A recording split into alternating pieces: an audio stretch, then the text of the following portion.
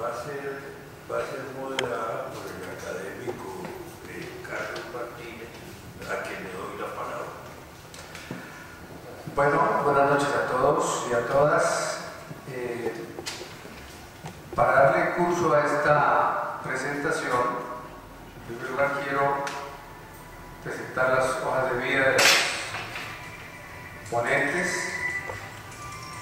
Consuelo Ahumada, miembro del número de la Academia Colombiana de Ciencias Económicas, integrante de su mesa directiva. Doctorada en Ciencia Política de la Universidad de Nueva York, con énfasis en estudios latinoamericanos, profesora e investigadora en temas de economía política, del desarrollo e internacional, organismos internacionales como OMC, OIM, OIT, políticas públicas y sociales, conflicto socioeconómico en la región andina, relaciones internacionales de América Latina, género y conflicto armado, condiciones laborales, relaciones económicas y comerciales, Estado y políticas públicas, conflicto armado y proceso de paz en Colombia. Ha sido profesora de la Universidad de Lozano, pero actualmente es profesora de la Universidad Externado de Colombia. Participante en eventos académicos y o de movimientos sociales y o publicaciones en 34 países de los 5 continentes.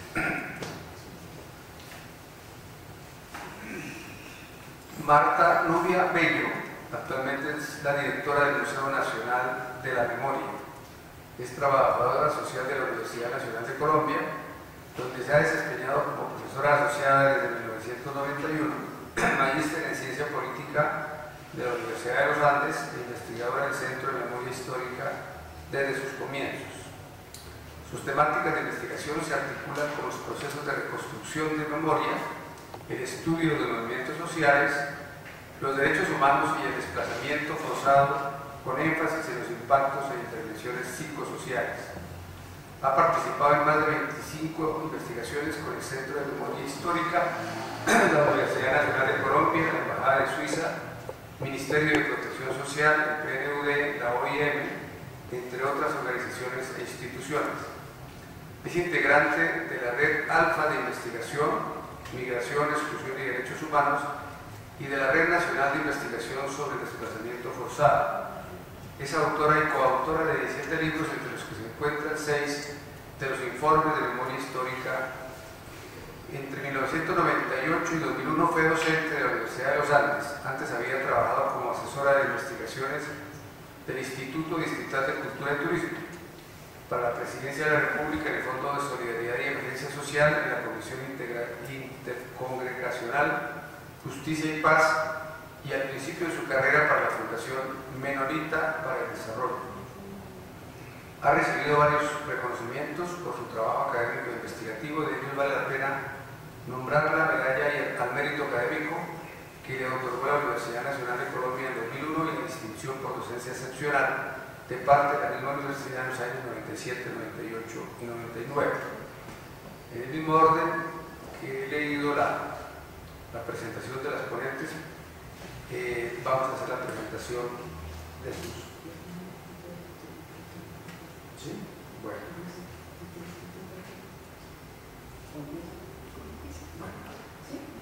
Entonces empezamos como dijimos. Listo, sí.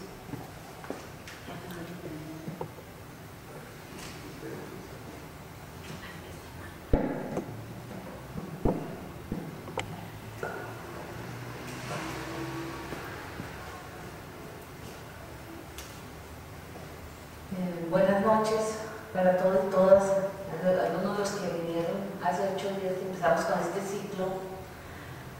Recordarán que hablamos del tema de el primer punto, el tema del conflicto por la tierra. En esta ocasión teníamos una mayor asistencia, no importa, de todas maneras hay interés en todos estos temas. Y pues hablamos de que del tema de las víctimas íbamos a pues, establecer un poco también la conexión con el problema agrario que es fundamental, por supuesto. Entonces, yo lo que voy a hacer es, bueno, antes de empezar quiero por supuesto, es un reconocimiento, un saludo a mi copanelista Marta Nubia Bello, que es, además de esa hoja de vida tan importante, el libro de Basta Ya, del 2013, que es supremamente importante para encontrar, pues, para conocer la dimensión del conflicto y la interrelación entre el conflicto y distintos factores. Creo que es básico para los estudiosos de este tema, no solamente de víctimas, sino víctimas y tierra, víctimas, narcotráfico y todos estos problemas. Ella es en muy buena medida responsable de este libro y pues de su presentación. Bueno, vamos a hablar entonces del tema de la reparación de las víctimas, que corresponde fundamentalmente al punto 5 del acuerdo. Básicamente lo que voy a hacer es, en primer lugar voy a referirme a, digamos, en líneas generales de lo que es la Ley de Víctimas de Restitución de Tierras, o la Ley 1448, que fue aprobada en junio del 2011, que antecede, por supuesto, a los acuerdos, pero que se convierte también en un componente muy importante para entender el punto de las víctimas y la importancia de las víctimas. Luego hablaremos del punto, precisamente la parte 5, de acuerdo sobre las víctimas del conflicto, y para finalizar voy a referir algunos de los desafíos y contradicciones principales que plantea el tema de la reparación de las víctimas, que en últimas también son los desafíos que plantea la puesta en práctica de implementación del acuerdo de paz, que va mucho más allá de la implementación de los asuntos mecánicos y, digamos, los asuntos logísticos, que pues son graves, son importantes también, pero hay cuestiones de fondo que hacen que sea todavía más difícil y que sean mucho mayores los retos. Bueno, empecemos con algunos antecedentes. La Ley de Víctimas, como decía, es aprobada en el 2011, a mitad de año. Ya el gobierno de Santos empieza a funcionar en enero del 2012, pero tiene todas unas contradicciones, digamos, de fondo, ¿sí? Un año antes, cuando estaba terminando la administración de Álvaro Uribe, se hunde en el Congreso, por orden del presidente, la Ley de Víctimas, con dos argumentos. El primer argumento era que no se podía hablar de víctimas del Estado, que eso no existía. Ustedes recuerdan que el argumento principal que daba Uribe, que sigue dando, es que Colombia no había conflicto armado, sino que formaba parte de la lucha mundial contra el terrorismo. Entonces, hablar de víctimas del Estado pues no cabía ahí, porque todo el tema se centraba en la lucha contra el terrorismo, así lo dijo. Y el segundo argumento era que costaba muchísimo un plan de reparación a las víctimas establecido para 10 años, con ese argumento que dio la orden y se hundió en el Congreso. Pero como antecedente, digamos así, positivo, habría que mirar también toda la labor, digamos, de la Corte Constitucional a partir de, bueno, incluso de antes, pero de la sentencia T025 del año 2003 y los numerosos autos reglamentarios sobre el desplazamiento forzado, por supuesto relacionado con el conflicto armado. Los autos que se centran específicamente en la condición de algunos sectores, bueno, las mujeres, los indígenas, la población afrocolombiana, a las que la Corte dice de manera clara que pues, son sectores mucho más vulnerables que el resto de la población y que se han visto especialmente afectados por el conflicto armado. Desde ese momento se establece la comisión de seguimiento a la sentencia T025 sobre el desplazamiento y básicamente tienen que dar cuenta, el gobierno tiene que dar cuenta sobre las numerosas exigencias que hace la Corte en muchos sentidos, por ejemplo, atender a los desplazados en materia de salud, en materia de asistencia básica y demás. Y digamos, el auto 004 y 005 consagra la protección de los derechos fundamentales de las personas y los pueblos indígenas desplazados por el conflicto armado.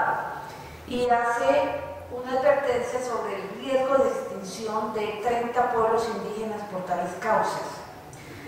Recalca también la Corte la importancia de la consulta previa, informada y consentida. Hoy en día se habla mucho también está muy en la discusión el tema de la consulta previa y algunos abiertamente desafiando por la cuestión de la normatividad internacional aceptada, pero otros también por ignorancia plantean que el tema de sobre todo a nivel de los medios se plantea como un estorbo para la inversión y una cosa que depende de Colombia y punto de uno que otro gobernante que de pronto adopta una política en ese sentido.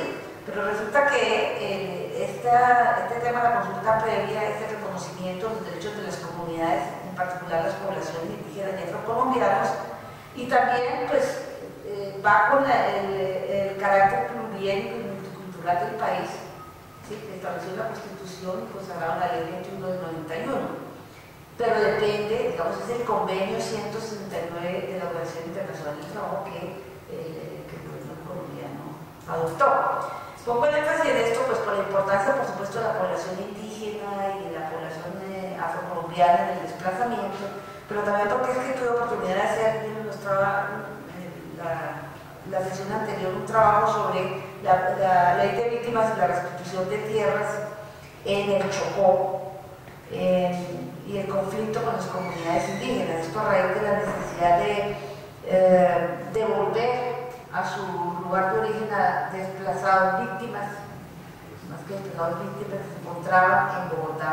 En Vegas todavía hay algunos pocos, pero el gobierno anterior, el gobierno de Gustavo Petro, se propuso devolverlos y acudiéndose a la ley de la 1448, pues el distrito cumplió su función en el retorno y más que reubicación, retorno a sus lugares de origen en el Chocó y en Risaralda.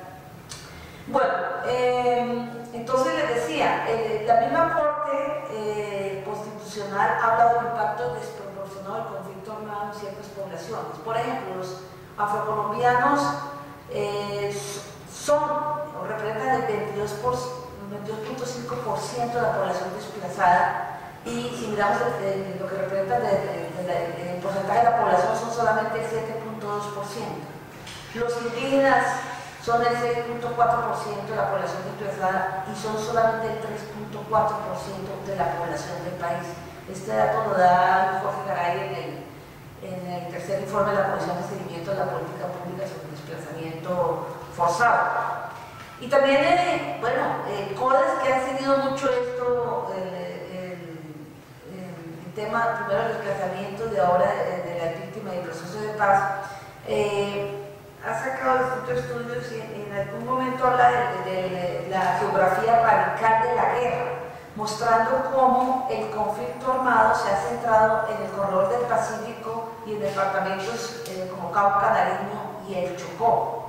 En esto hay una diferencia muy importante con con la época de la violencia, el conflicto de la violencia, el conflicto agrario de los años 40 y los años 50, que se centró sobre todo en los departamentos del interior, Valle, Tolima, Santander, Boyacá, ¿sí?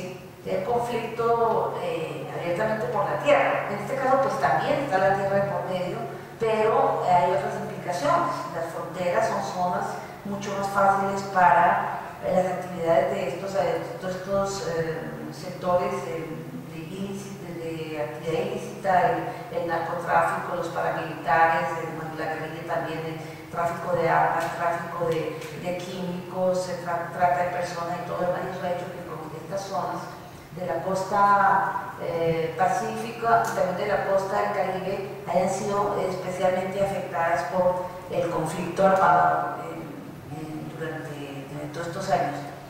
Bueno, el tema de la reparación plantea varios temas. He tomado algunos de los puntos que tratamos a fondo en el libro que están en el debate. Por ejemplo, Rodrigo Primi y María Claudia Zafra han escrito mucho sobre el tema de lo que representa la reparación de las víctimas y han insistido en la perspectiva del Estado en que se diferencie claramente lo que son políticas públicas, políticas sociales de la reparación misma. No se puede confundir. Y ahí, bueno, pongo el caso del Chocó porque fue el que estudiamos, pero digamos, el tema no es que el Estado vuelva a para reparar a las víctimas, invierta en obras públicas que son para el beneficio de todos. Yo pensaría que eso ojalá lo hiciera porque no lo ha hecho. El Chocó ni siquiera se ha contado con la inversión básica, ¿sí? Del Estado en términos de carreteras, de servicios públicos, de servicios sociales. Pero la reparación debe ser adicional a eso, ¿sí? O sea, los recursos para obras públicas, repito, ojalá se cumpliera con alguna de las cosas que no se cumplen, pero hay una diferenciación porque la reparación implica relación con el conflicto, implica resarcir a la gente que ha sido víctima del conflicto, y por supuesto en el Chocó han sido víctimas de todos los actores armados. Este ejército gaitanista empezó a llamarse ejército gaitanista, paramilitares, precisamente en el Chocó. Allá estuvieron las FARC, inicialmente el M-19, llegó allá también las FARC, el ELN, los paramilitares en todas sus acciones, muy aliados con ciertos sectores que controlan el territorio, digamos en la parte norte, con los cultivadores de palma africana, y más hacia el centro del departamento.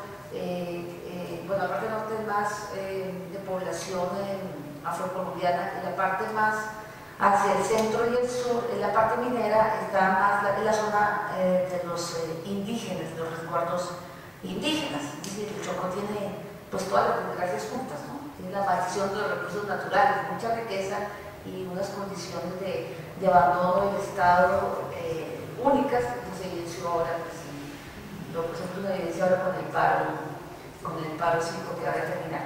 Pero hay otro concepto que también me parece muy importante, es el tema de reparación colectiva y transformadora, o con vocación transformadora. ¿Por qué? Porque es que la reparación no puede devolver a la gente al estado en que estaban antes del conflicto armado, porque por sí ya eran pobres, y sobre todo en algunas regiones pobres, abandonados, después de la apertura económica, las políticas de apertura económica, las políticas neoliberales, digamos, ahí en manos del mercado, de las grandes inversionistas, abandonados por el Estado. Entonces, no se puede reparar, no es devolverle el número de hectáreas, el número de la tierra que tenían y las vacas que tenían. No, la reparación tiene que ser con vocación transformadora, ¿sí? Porque si no, no tiene mucho sentido. En el caso, pero para el caso de los indígenas, la población indígena, el decreto ley 4633 contempla dos tipos de reparación, individual y colectiva. Es decir, se dice que depende del tipo de daño que se inflige a los pueblos y a las comunidades. Para la población indígena, el territorio es fundamental. Y esto, por eso hay la reparación colectiva.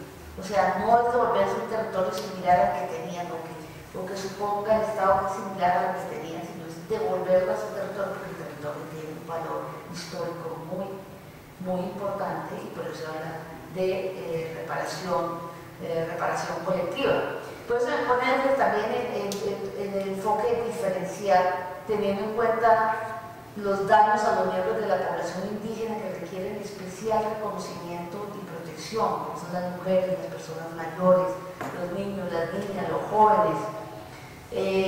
Como se dice, los daños pueden ser individuales, colectivos, individuales con efectos colectivos. Es decir, la ley llega a mucho detalle en este sentido, y por supuesto que contempla, como les decía, los daños al territorio, a la integridad cultural y a la autonomía e integridad política y organizativa de las comunidades indígenas. O sea, es bastante exigente la ley, por lo menos en el plano de tal como está formulada, ¿no? Esto pues ha tenido muchas trabas, como lo vamos a decir para final, el tema de los obstáculos, los principales retos y contradicciones que plantea. ¿Qué hace el acuerdo sobre las víctimas en el punto 5? Bueno, desde el comienzo se insistió, incluso antes de aparecer el acuerdo, se insistió en que la reparación de las víctimas es el punto central del proceso. Y insistía mucho el gobierno en el tema de que, a diferencia de otros procesos, este tema en el caso de Colombia ha sido fundamental. Después de, digamos, se inició también la participación de víctimas, no sé cuántos grupos de víctimas fueron, pero fueron varias, además de todas las víctimas, que es algo que no les gusta a los enemigos de la paz, ¿no? Las víctimas, no, históricamente y por digamos, el poder mediático y demás, las víctimas parecieran no solamente las víctimas del secuestro y las víctimas de la guerrilla, ¿sí? Pero que se habla de víctimas de los paramilitares, incluso según los datos que dan el informe de Basta ya, por supuesto, están por encima de las, digamos, en términos de masacres y demás, el número está por encima de las víctimas de la guerrilla y demás. Se habla de la conformación o la configuración de un sistema integral de verdad, justicia, reparación y no repetición. La reparación de las víctimas no como víctimas, sino como ciudadanos de derechos, que es quizás lo más difícil, entender que las víctimas no son personas que están mendigando una ayuda, ¿sí? Y que esa ayuda que inicialmente se les puede dar en la forma de, no sé, asistencia humanitaria en momentos muy complejos digamos, en pleno conflicto, eso tiene que tomar la forma de ciudadanos con derechos, con todos sus derechos. Por eso el sistema integral plantea un enfoque territorial diferenciado y de género que se ajusta a las características particulares de victimización de cada territorio y cada población, en especial las necesidades de mujeres, niños y niñas. Énfasis en las medidas restaurativas y reparadoras, garantías de seguridad jurídica de quienes se acojan a las medidas de justicia. Todo esto suena muy avanzado y es muy avanzado en el papel, ¿sí? Lo que pasa es que esto llevarlo a la realidad colombiana ya se vuelve mucho más complejo. Hay una declaración de principios que se suscribió incluso antes del acuerdo en la distribución de La Habana, que corresponde a ese segundo 2014, donde esta parte de las víctimas toma, digamos, esto está como la introducción. Habla del reconocimiento de las víctimas, de los señalamos, ciudadanos con derechos, reconocimiento de la responsabilidad de todos los actores, ahora no solamente los actores directos de la guerra, sino son todos, son los empresarios que financian la guerra, ¿sí? Son los sectores los políticos, las autoridades que no están, digamos, implicados directamente en la guerra, en el conflicto, pero no tomaron las responsabilidades que debían tomar, ¿sí? La satisfacción de los derechos de las víctimas que se plantean como no negociables. Aquí el tema, y esto es también un tema que más adelante al final, es un tema que no es negociable. Es decir, los derechos de las víctimas no se pueden, no es un tema de negociar, para nada. ¿Sí? No les damos esto, pero no les damos lo otro. No, es un tema de reconocimiento pleno de derecho con participación de las víctimas. Nuestra experiencia en el trabajo en el Chocó es que llegan los Vera, regresan de Bogotá y el gobierno nacional entra a hacerles unas viviendas que no se les consulta nada, ¿no? Y les entrega las viviendas, me imagino, con todo lo que el gobierno tiene que hacer, someter a la licitación y al negocio, pues. Y por supuesto, se ven muy atractivas, pero a ellos no les gustan, porque no responden a la lógica como ellos viven. La lógica cultural, ellos necesitan un patio grande, ellos necesitan verse, que las viviendas queden enfrente, y no una detrás de otra como los barrios de Bogotá y de muchas otras partes. Entonces no se les consulta y no les gusta, ¿sí? Entonces se crean una serie de problemas que no tienen nada que ver con, que no deberían crearse. Es más, si nos ponen a ellos a enseñar a construir las viviendas, ya les habrían dado empleo y estarían resolviendo las necesidades básicas y todo lo demás. No se les consulta y se parte la lógica occidentalista, ¿no? De todo les gusta esto, del desarrollo, esto les tiene que gustar a todos y resulta que eso no va con lo que ellos están haciendo. Y por supuesto el tema del esclarecimiento de la verdad resulta fundamental. La reparación de las víctimas, la garantía de protección y seguridad, la garantía de no repetición, que estos son temas claves y fundamentales, el principio de la reconciliación, el enfoque de derechos. Seguimos.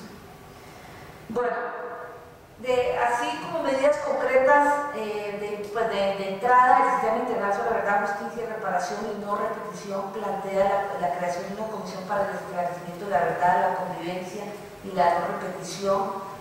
Se plantea también la conformación de la unidad especial para la búsqueda de personas dadas por desaparecidas en el contexto y en razón del conflicto, y la famosa jurisdicción especial para la paz, que ha sido tan conflictiva, que está en plena.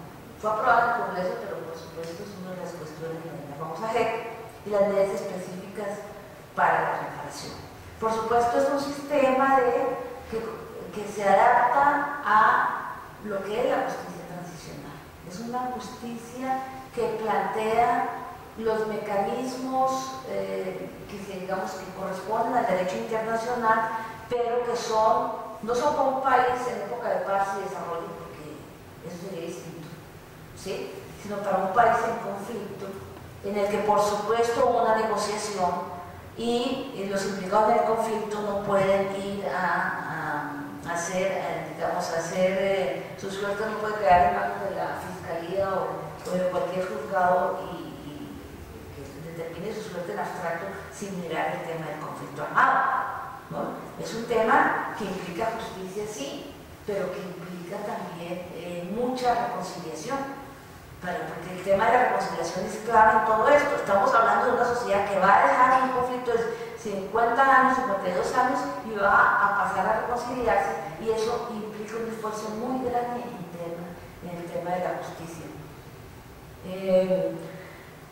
Bueno, los objetivos que se plantean en este sistema integral: la satisfacción de los derechos de las víctimas mediante mecanismos judiciales y extrajudiciales. Lo judicial es muy importante, pero lo extrajudicial también, la inversión económica, social, lo cultural.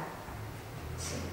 Es decir, todo eso cobra una importancia enorme. La rendición de cuentas, establecimiento de responsabilidades de todos los participantes del conflicto, combatientes y no combatientes, lo que señalábamos antes, la garantía de no repetición, el enfoque territorial diferencial de género, la seguridad jurídica. Estos son puntos tomados de trabajo. Quiero terminar con esto para darle ya paso a la segunda intervención, que me parece un tema clave, y es, bueno, se habla de los principales desafíos y contradicciones. Son desafíos, pero lo planteo más también en términos de contradicciones. Creo que definitivamente la primera, pues hay muchos. Uno puede mirar ahora, se mira de manera mecánica, de manera, sí, el día de más 180 que se cumple mañana, que ya no solamente lo que entendió, entonces se pone el énfasis en que, claro, el gobierno no cumplió, que los campamentos están en condición, todo eso. Pero hay cuestiones mucho más de fondo que siguen jugando en todo esto y que, por supuesto, siguiendo un poco la pregunta que hacía desde la semana anterior, está presente para las próximas elecciones, un tema de discusión para las próximas elecciones. Los defensores de la guerra han hecho todos los esfuerzos, primero para que no hubiera acuerdo, y después para que se modifique, y después para que se suspenda. Es decir, lo veíamos en términos del control de la tierra, que es fundamental, está en la base de todo esto. Pero, bueno, digamos, estas fuerzas emergentes están, en general, son fuerzas ligadas al narcotráfico, a la concentración de la tierra, tienen su expresión política y su expresión militar. Hay un ejército antirestitución de tierra que se hacen llamar, y están funcionando desde hace rato, están eliminando líderes de la restitución. Por más que el Estado hable, que la ley hable de la garantía, que reclaman sus derechos, pues el que va a reclamar su derecho y hacer su declaración y todo lo demás, corre el riesgo de ser amenazado de que lo vuelvan a sacar o que lo maten, lo que anda pasando. Y en este sentido, el gobierno ha insistido en no reconocer la magnitud del problema. Esto es un tema claro, ¿sí? Es decir, no hay paramilitares, lo que hay son unas bandas que no tienen propósito político. Claro que lo tienen, ¿sí? Lo tienen y ven claro que el tema de la ley de tierras, como el tema del pasado, con la reparación a las víctimas, que incluye por supuesto la restitución de tierras, es un tema clave, es un tema definitivo, es un tema que atenta contra su poder, ¿sí? El poder que tienen y que lo lleva a concentrar la tierra, a manejar la tierra, a manejar estos negocios ilegales, ilícitos, y además de eso a no pagar impuestos. Por eso la oposición que señalamos sobre el catastro multipropósito se plantea en el primer punto. Bueno, el primer punto es un punto grave, sigue ahí vigente, la sociedad sigue polarizada, sigue dividida en torno a ese tema, ¿sí? Entre si la paz es importante con todo lo que implica, ¿sí? Es decir, cuando digo todo lo que implica, no estoy hablando todavía de cumplir con los acuerdos, estamos hablando de dar unas garantías para que haya movilización, para que la guerrilla pueda incorporarse a la ley, que es como lo más inminente, ¿sí? De todo esto. Entonces, hay una postura clara frente a eso y se sigue expresando. Segundo es el modelo económico vigente, es decir, el modelo económico sigue privilegiando la inversión privada, nacional y extranjera. Lo podemos mirar en el Plan de Desarrollo 1, Plan de Desarrollo 2 de Santos, que contempla el eje de la educación, la paz y la equidad. La educación, la paz y la equidad, ¿sí? Pero lo contempla todo sobre la base de la inversión extranjera, ¿sí? La gran minería y la agricultura de exportación. De hecho, el conflicto con el tema de tierras es el tema de las cities, ¿no? Darle al capital extranjero y al capital nacional la posibilidad de invertir en zonas, en baldíos que, según la ley anterior, debían ir a parar a los campesinos que no tienen tierra y con un límite claro en tamaño. Y un tema clave también, definitivo, la política de ajuste fiscal, ¿sí? La política de ajuste fiscal que se expresa en la Ley de Sostenibilidad Fiscal, la 1448 de la de víctimas, que fue aprobada como criterio constitucional, ¿sí? En el año 2011. Es una ley que limita la inversión pública y social, incluso en unas condiciones como las que vive el país, que tiene que hacer una inversión enorme, ya no solamente para reparar a las víctimas, es una parte digamos, la ley de víctimas termina siendo una parte, sino para cumplir con todos los elementos que están comprendidos en la inversión pública y social que deriva de los acuerdos, ¿no? Y esos son recursos enormes. La reparación de las víctimas, bueno, algunos de los críticos decían, bueno, pero es que eso es como el 12% de la población, pero es que el 12% de la población es mucho, es muchísimo. Y la gran mayoría jóvenes, ¿sí? Menores de 25 años, con víctimas sin perspectivas, que no han tenido una vida, posibilidad de estudiar, posibilidad de vivir, entonces hay que invertir muchísimo en eso. Ahora en el punto 1 se habla de hay una cantidad de elementos, el tema de la construcción de vías terciarias, el tema del riego, todo eso cuesta muchísimos recursos, y si el Estado insiste en la política del ajuste fiscal y de la sostenibilidad fiscal, por ejemplo, cualquier otra consideración, no se puede salir adelante. Punto clave es lo que ha pasado en el país en los últimos 15 días, ¿no? El punto común de todos los conflictos tiene que ver con el no cumplimiento del Estado y con la negativa del ministro a invertir en eso, en distintos sectores y distintas regiones, por cuenta de la famosa sostenibilidad fiscal. Bueno, concluyo con esto. Gracias.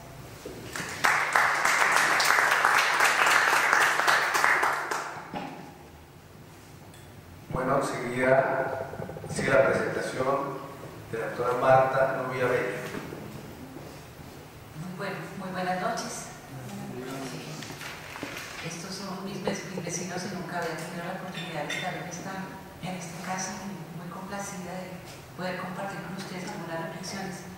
Aunque creo que Consuelo presentó de manera muy completa, en buena medida, puntos que quería asumir, pero que creo que me permiten hablar entonces de otros temas un poco más cercanos a mi experiencia. Yo básicamente quería plantear como el universo, mostrar un poco la fotografía de lo que implica hablar de víctimas en Colombia, para pensar desde ahí la complejidad que tiene y el reto enorme que significa hablar de reparación de víctimas. Leyendo ya una experiencia importante que viene de la ley 975 del 2005, que pasó luego a la ley 1448 del 2011 y que se retoma ahora se amplían y se retoman algunos aspectos con los acuerdos de La Habana. Entonces es todo un camino ya recorrido que permite hacer una lectura de los aciertos, los desaciertos que se ha tenido. Y bueno, quisiera empezar por el tema del universo de las víctimas.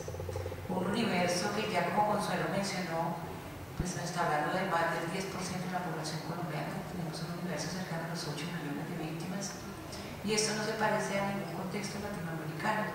Cuando tuvieron estos retos de sociedades en transición, en el caso de Chile, en el caso de Argentina, los esfuerzos en Perú o en Centroamérica, pues el universo mayor que yo conozco es el de Guatemala, que llegaba más o menos a los 200.000 víctimas.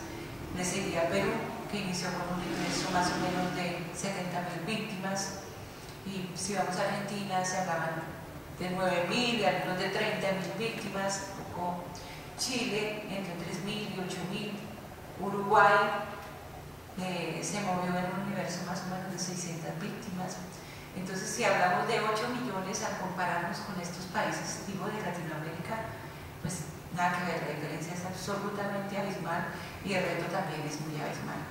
Pero no solamente es en términos del universo, sino de la diversidad de las víctimas en nuestro país. Yo creo que eso tiene mucho que ver con las posibilidades de éxito de una política de reparación.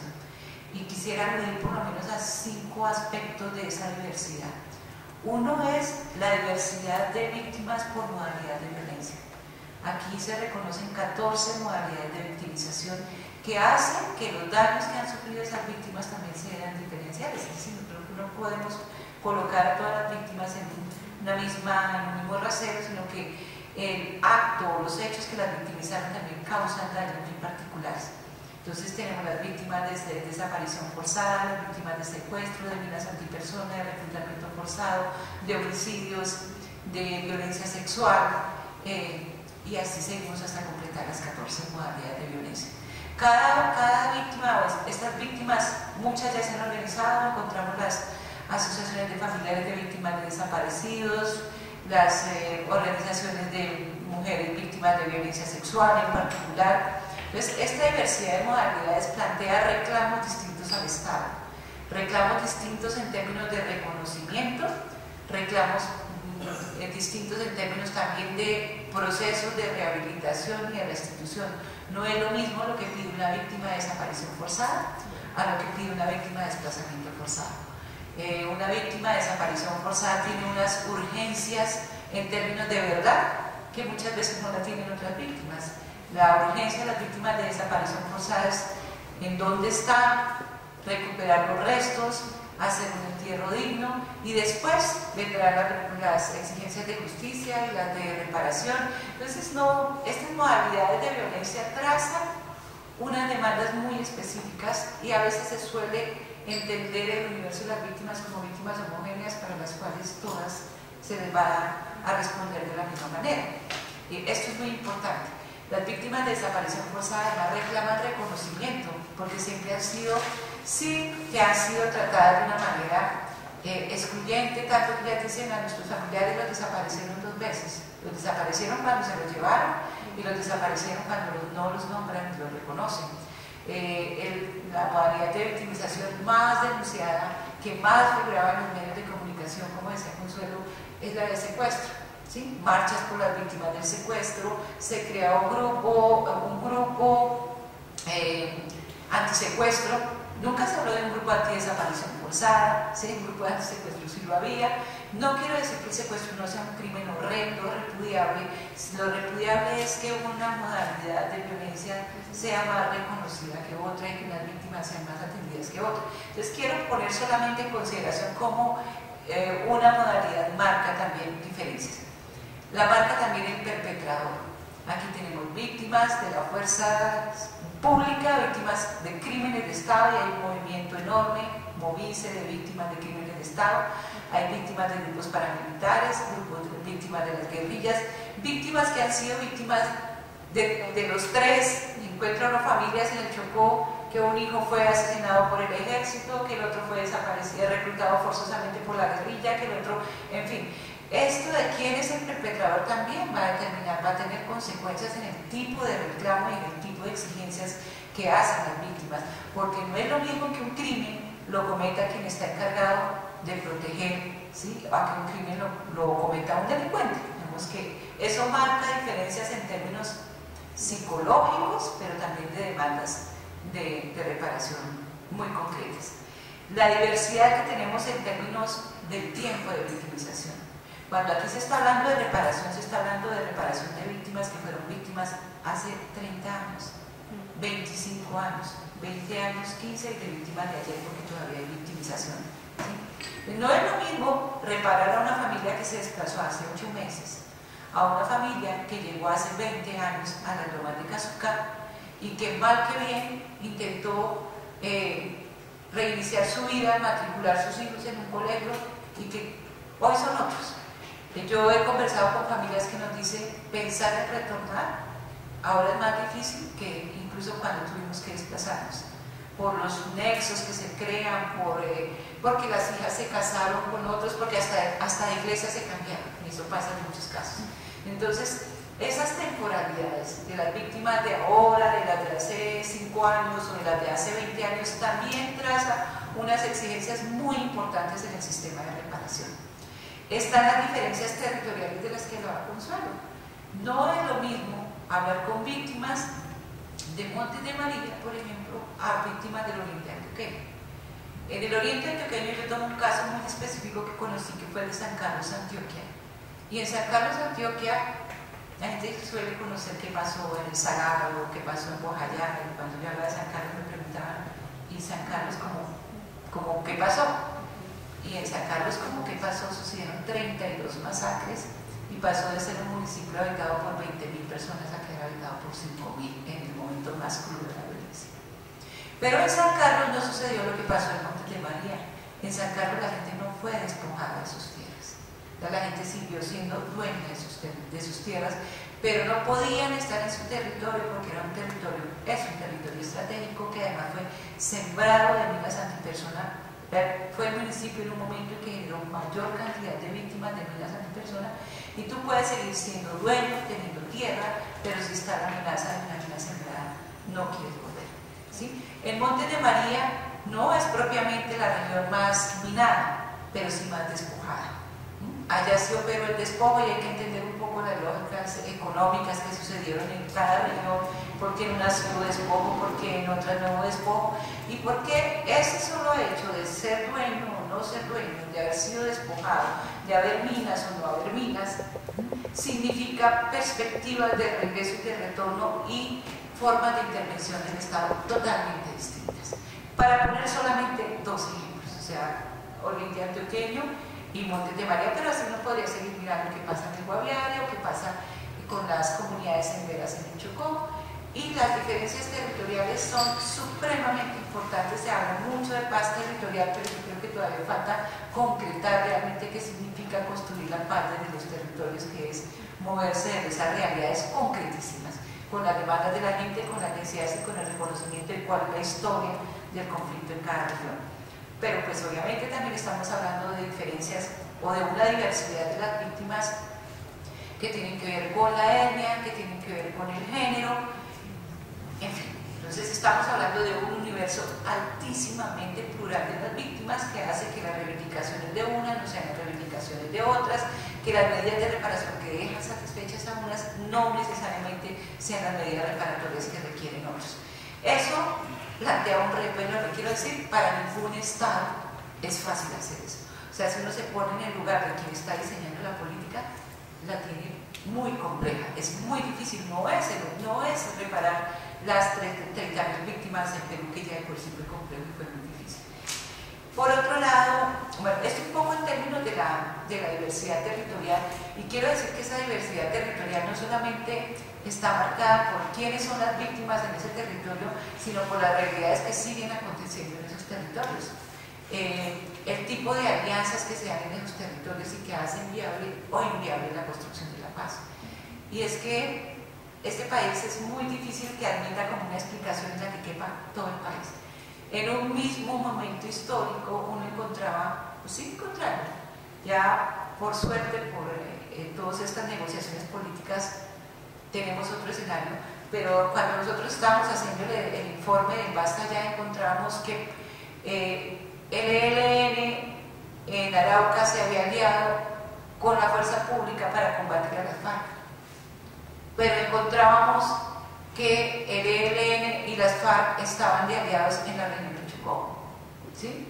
Pero encontrábamos que en el Cauca, es decir, tú podías encontrar en el mismo momento histórico, no estamos hablando de la guerra en el 50 o en el 60, en el mismo momento histórico, unos comportamientos tan distintos a nivel territorial que tienen que ver con cuál es el interés en disputa allí, cómo se construyen las alianzas, cómo se alían con los gobiernos locales, etc. Todo eso es lo que habla de construir paz territorial, porque implica hacer esas lecturas, esas miradas complejas de cómo se ha movido el conflicto, qué queda del conflicto y con quién se puede construir en los territorios. Bien. Esto es un poco el tema de la diversidad, solamente para dar como unas puntaditas. Las características de las víctimas. Yo sí quisiera insistir en el tema de la característica rural de las víctimas, porque esta guerra ha sido sobre todo una guerra librada en la ruralidad colombiana. Y yo creo que por eso pasa que en las ciudades somos tan apáticos a la firma de los acuerdos, porque yo se lo decía a mis estudiantes en algún momento en el que parecía que se caía la negociación, que bueno, tuvimos tantos altibajos. ¿Qué pasa mañana? ¿Qué nos pasa mañana si los acuerdos no se firman? Nada. Yo vuelvo a clase en la universidad, yo me voy para la oficina. La vida sigue, ¿no? De alguna manera. En los territorios donde la guerra se está librando, no sigue, ¿sí? Allá la diferencia es entre vida, muerte, quedarse, huir. Es decir, allá en el teatro de operaciones de la guerra, que es la ruralidad colombiana, sí se juega la vida de verdad. Y en el entorno urbano, pues no, realmente nosotros vemos la guerra por televisión y cambiamos de canal cuando nos saturamos. Y yo creo que esta característica rural de nuestras víctimas pone un tema muy especial, pues ya lo mencionaba Consuelo, el tema de la tierra que pasa allí, pero yo creo que marca una característica muy importante y es que pone de frente al país. O sea, el tema de la reparación integral a las víctimas, sin que se confunda, completamente de acuerdo con políticas regulares del Estado, es una oportunidad para que el Estado salve deudas históricas de exclusión, de discriminación y de racismo. Es decir, es una oportunidad para que el Estado le permita a los colombianos ser ciudadanos. Y no se puede reparar a una víctima a satisfacción sin que el Estado al mismo tiempo, de manera simultánea, repara esa deuda. Porque yo lo he visto, lo he comprobado, víctimas de Casucar, que recibieron todo lo que la ley ofrece, todo, asistencia humanitaria, atención psicosocial, proyecto productivo, no salen de su vulnerabilidad, no salen. Pueden recibir todo el paquete completo, que son pocos los que la reciben, pero aquel que recibe el paquete completo en un contexto de pobreza, de amenaza, el paquete completo no sirve. Y ahí el Estado ha invertido muchísimo dinero, es que yo no sé cuál será hoy en día el saldo ya de la inversión del Estado en víctimas, pero entonces eso implica, es un saldar deudas históricas, porque de nada sirve asistencia humanitaria y reparación en su condición de víctima sin que esa víctima acceda a su estatus de ciudadano. Y creo que entonces eso no ocurre simultáneamente, ¿sí? No ocurre simultáneamente y es un fracaso. Desde esa perspectiva es un fracaso en la intervención. En esto me parece que es muy importante lo que ofrece los acuerdos de La Habana como complementariedad. Ya voy a hablar un poquito de que sería de alguna manera por la vía de restitución de tierras, saldar algunas de esas deudas. Quiero pasar a un cuarto punto para después volver. Quiero hablar un poquito con esperanza desde la perspectiva de lo que yo sé de todos los obstáculos, pero creo que los acuerdos de La Habana con una buena acompañamiento y presión social, ahí creo que la academia tiene todo su lugar, que la universidad tiene todo el compromiso, porque lo que se necesita ahorita es ese compromiso, esa participación para mirar cómo se sale de estas situaciones. Yo creo que nosotros podemos seguir diciendo no sirve, es insuficiente, pero no hemos tampoco sabido construir cuáles son las propuestas concretas para salir de las situaciones. Yo les pongo el caso de Bojayá, por ejemplo, que lo conozco, que trabajé en Bojayá muchos años, que sigo yendo a Bojayá. Cuando hicimos el informe de Bojayá, que se presentó en el año 2011, se presentó el informe de Bojayá. En ese año, el corte que hacíamos es que el Estado había invertido cerca de 45.000 millones de pesos en Bojayá. No era cierto lo que decían los periódicos titulares, el Estado se olvidó de Bojayá. No era cierto que no se hubiera atendido Bojayá. 45.000 millones de pesos no es una cifra despreciable. Y sin embargo, uno iba a Bojayá y las familias le decían a uno, por favor ayúdenme a sacar a este muchacho de aquí, ayúdenme a llevar para Medellín, porque es que aquí no hay nada que hacer. Aquí sigue la amenaza, aquí no hay empleo, aquí no hay proyectos, aquí no hay manera de emprender proyectos productivos que se sostengan. Los proyectos productivos que proponía el Estado, algunos eran visibles. Una heladería. Entonces se llevaba, lo vi, se colocaba la nevera, pero resulta que en Bojayá hay plantas eléctricas, ¿sí? Y la luz, como dicen ellos, se echa 4 horas, ¿sí? Entonces, ¿tú qué haces con una nevera que tiene 4 horas? Pues se daña. Y para sacar la nevera, para llevarla a arreglar al mecánico, hay que sacarla por el río al trato 8 horas hasta que no. Entonces, eso te vale más que comprar una nevera nueva. Y había fotocopiadoras, un emprendimiento productivo de una fotocopiadora, que nada se llenó de hongos porque está en una selva, ¿sí? Entonces, funcionó un mes y la fotocopiadora se dañó, ¿sí? Entonces, no es que no se invierta, yo en eso he insistido muchísimo. Sí se hacen proyectos productivos, sí se hicieron las casas, sí se ha metido mucha plata, pero algo se está haciendo mal, ¿sí? Algo no funciona. Y yo creo que ahí es donde justamente la academia, las economistas, antropólogos, sociólogos, tenemos que entrar a mirar cómo podemos demostrar que algo sí puede funcionar, ¿sí? Porque creo que yo, honestamente, como profesora universitaria, me reconozco mucho tiempo en el lugar de la crítica, es decir, tantos no han atendido sino tantos, pero cuando entro al territorio y me preguntan, ¿y cuál es la salida para Bojayá? Que me lo han preguntado, yo digo, miércoles todavía no lo tengo claro. Vamos, no sabía exactamente decir qué es un plan de reparación integral para Bojayá. Lo voy teniendo claro, pero todavía me falta, ¿sí? Para poder decir qué es. Y hablándolo mucho con la gente en Bojayá, con ellos, ¿qué sería? Porque también ellos se han hecho la pregunta y nosotros les hemos preguntado, ustedes como comunidad tan organizada como ya están, ¿qué pensarían, cómo pensarían que debe ser la intervención del Estado? Algunos indígenas nos han contestado literalmente, perdón la expresión, voy a decir tal cual, que se vayan todos para su puta mierda. Así nos dijeron los indígenas. Porque antes éramos pobres, pero estábamos bien, ¿sí? Estábamos bien. Ahora hay tanta intervención, tanto como ellos lo han dicho en el periódico, tanto chaleco, ¿sí? Que todo el mundo llega con su chaleco, y estamos mal. Tenemos casas, exactamente, casas tipo Modelia en Bojayá. Digo, son casas tipo Modelia en Bojayá. Los indígenas no se bañan ahí, yo los veo salir en su desfile, ellos desfilan y se bañan al río, no sé por qué siguen bañando en el río, ¿sí? Siembran plantas en el inodoro, etc. ¿Sí? Entonces, unas lógicas que la gente aceptó y firmó, sí, y a nosotros nos dicen, pero la gente estuvo de acuerdo, sí, nos muestran las actas. Claro, porque les dijeron, ¿era así o no hay? Entonces, es un problema muy complejo que yo creo que llama a un compromiso de pensarnos todo cómo sería, atendiendo a una historia particular de una región, a una historia particular de victimización, a unas características culturales, sociales, políticas, culturales. ¿Qué es lo que sería pertinente para que el Estado haga? Porque yo siento que hay ingentes esfuerzos, y lo digo porque he visto mis colegas de la unidad de víctimas, he visto colegas absolutamente comprometidos, buscando salidas. O sea, no todo funcionario público es corrupto, no todo funcionario público es un burócrata. Siento que allá hay mucha gente comprometida, pero que no es fácil encontrar una solución sostenible a este tema. Bien, voy a pasar muy rápidamente por estos tres marcos normativos para intentar llegar complementando ya lo que me ahorra mucho Consuelo con su exposición. Cuando se empezó a hablar del tema de víctimas, se empezó con muchas restricciones en la Ley de Justicia y Paz, y ahí empieza el primer decreto de reparación administrativa para víctimas, ¿sí? Reparación administrativa muy desde una perspectiva muy individual, con algunos logros, pero también con muchas deficiencias. Cuando viene la ley 1448, de la que habla Consuelo, se crean tres instituciones.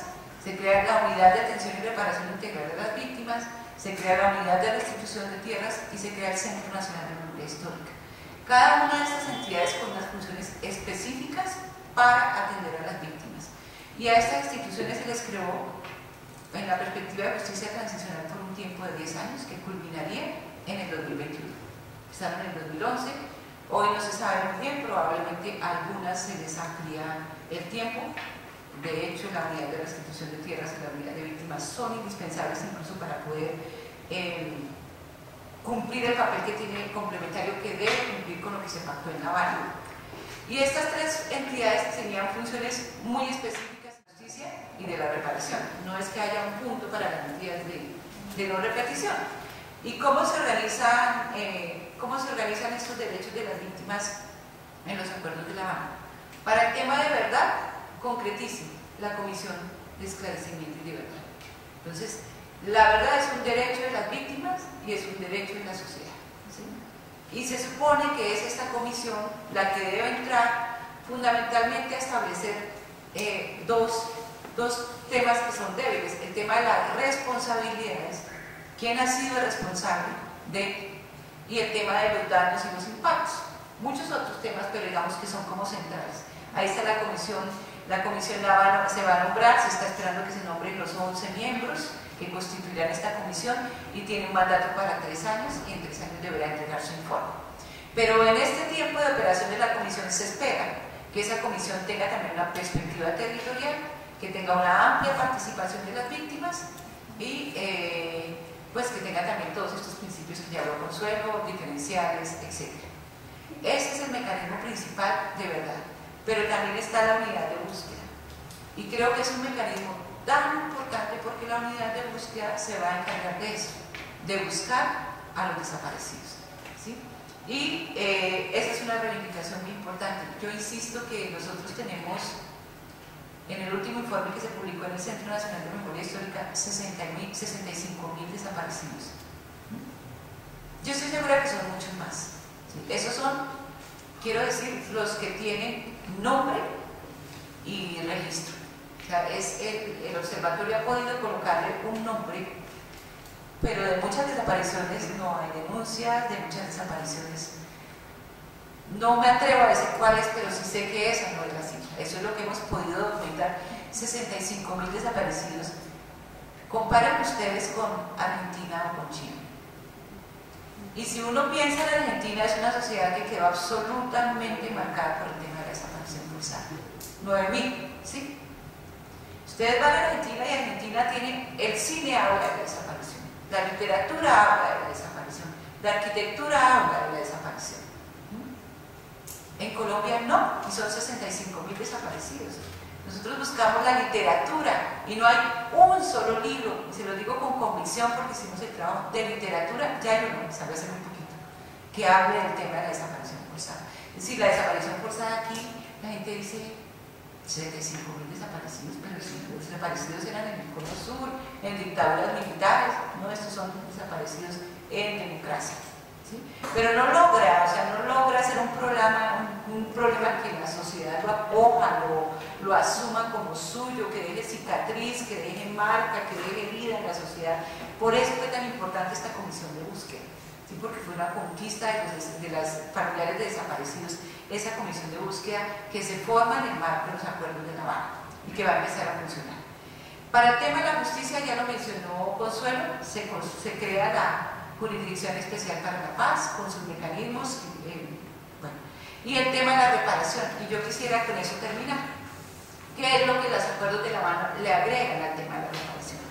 Porque pues como el tema de la reparación no es nuevo, como ya las víctimas tienen unos derechos consignados por ley, las víctimas han hecho sus ejercicios de registros en las unidades de víctimas y demás, plantea varios puntos que me parecen interesantes. Uno, son las acciones concretas de contribución a la reparación en cabeza de los perpetradores, ¿sí?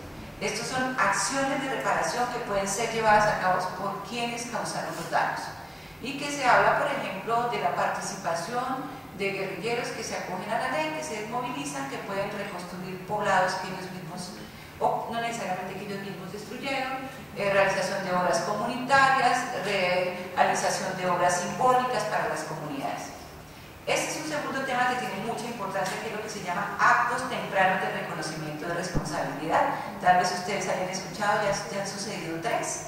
Uno que se hizo en Bojayá, que fue publicitado, donde las FARC pidieron, bueno, ellos dicen que no piden, perdón, sino que asumen su responsabilidad públicamente. La que hicieron con los diputados del Valle y la que acaban de hacer con las víctimas del Club del Nogal. Han sido 3 actos que para las víctimas resultan muy importantes, porque es que el tema de las víctimas no es solamente el tema económico, ¿sí? Es este tema del reconocimiento público. Eso sí pasó, eso no debió haber pasado, eso no debe volver a repetirse nunca más. Y eso en cabeza del Estado, y eso en cabeza del perpetrador tiene un valor enorme, un valor, si se quiere, moral para las víctimas. Entonces estos actos públicos de reconocimiento de responsabilidades son parte de las medidas de reparación, sobre todo desde la perspectiva simbólica. Está la reparación colectiva, que es básicamente la estrategia que se plantea de los acuerdos de La Habana, y que ahí, Consuelo, esa reparación colectiva tiene que ir de la mano de las políticas sociales, porque la reparación colectiva, ¿qué es para las víctimas? Vías, servicios públicos, generación de ingresos. Todas las víctimas, prácticamente todas las víctimas, cuando uno hace el inventario de exigencias de las víctimas del Salado que pedían 13 kilómetros de vía pavimentada para llegar al cañón de Bolívar. Las víctimas de San Carlos que pedían 11 kilómetros de vía pavimentada para poder sacar sus productos a Granada, Antioquia, ¿sí? O sea, las víctimas piden políticas regulares, porque es que no pueden sacar, tienen un negocio de lácteos, pero si la carretera no funciona, entonces ¿cómo sacan sus productos lácteos? Entonces, esto de reparación colectiva está prevista sobre todo en esta perspectiva. Planes de retorno para población desplazada, que se articulan a los planes de retorno, ya muchos se conocen, que están en cabeza muy fracasados, ellos han sido por ya las dificultades que planteó Consuelo. Temas, antes eran temas de seguridad, ahora también siguen siendo temas de seguridad, pero distintos, o sea, todavía no hay garantías de seguridad para muchas poblaciones, ni garantías de sostenibilidad económica. Este tema es absolutamente nuevo, planes de retorno para las víctimas en el exterior. Las víctimas en el exterior nunca habían sido consideradas dentro de estas políticas. Las víctimas del exterior empezaron a ser consideradas, las víctimas del exterior en el exterior se han organizado, son miles de colombianos los que han salido en el exilio y hoy se contempla una posibilidad importante de retorno para estas víctimas del exilio. El tema de restitución de tierras, que entiendo que trabajaron en la sesión pasada, la rehabilitación psicosocial como una prioridad en perspectiva de reconciliación, en perspectiva, porque esto de la reconciliación siempre será el fuero íntimo de las víctimas, si se reconcilian, si no se reconcilian, si perdonan o no perdonan, pero digamos, atención psicosocial en esa perspectiva. Esos son los puntos adicionales a los temas que ya estaban contemplados en la Ley de Atención y Reparación Integral a las Víctimas y que requieren articularse a esos programas, a las políticas sociales regulares del Estado para poder de alguna manera garantizar eso que se anuncia como integralidad y sostenibilidad en la atención y reparación integral para las víctimas. Cierro con esto, es definitivamente un reto, es muy difícil, las víctimas ya empiezan a desencantarse. ¿Sí? Si ustedes escuchan los reportajes de las víctimas en San José del Guaviare, anoche se pasaba en el especial de Caracol, las víctimas decían: arrancamos la coca, nosotros no somos narcotraficantes, arrancamos la hoja de coca como otro campesino saca la papa, ¿sí? La entregamos, arrancamos la hoja de coca hace un año, ¿sí? Y hemos hecho, decía una líder que me pareció muy elocuente, somos tratados como carros viejos porque nos las pasamos de taller en taller, ¿sí? Eso fue para mí muy impactante. Talleres para hacer proyectos, talleres para la rehabilitación, talleres para el perdón, talleres para imaginarnos el futuro, pero de talleres no vivimos, ¿sí? Y en un año nos estamos muriendo de hambre. Entonces ya es una cuestión imperiosa, ya esto no da espera, esto no puede ser a otros 10 años, esto es que las comunidades le apostaron, creyeron, están ahí, pero las medidas todavía son absolutamente lentas. Entonces, para hacer preguntas o discutir.